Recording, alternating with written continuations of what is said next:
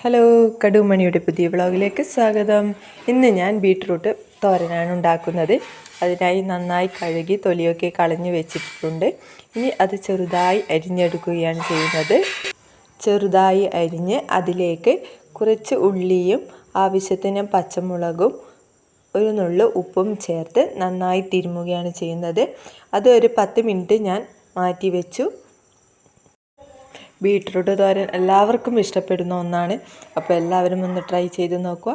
ഇനി ചട്ടി ചൂടാക്കി അതിലേക്ക് വെളുത്തുള്ളി, കടുക് പൊട്ടിച്ചു മാറ്റി വെച്ച ബീട്രൂട്ട് അതിലേക്ക് ചേർത്ത് കുറച്ചു വെള്ളം മാത്രമേ ഞാൻ അതിലേക്ക് ഒഴിച്ചിട്ടുള്ളൂ. ഒരു 10-15 മിനിറ്റിന് ശേഷം കുറച്ച് തേങ്ങയും കൂടി ചേർത്താൽ നമ്മുടെ ബീട്രൂട്ട് തോരൻ റെഡിയായി വന്നിരിക്കും. ഇങ്ങനെയും നമുക്ക് ബീട്രൂട്ട് തോരൻ ഉണ്ടാക്കാൻ പറ്റുന്നതാണ്.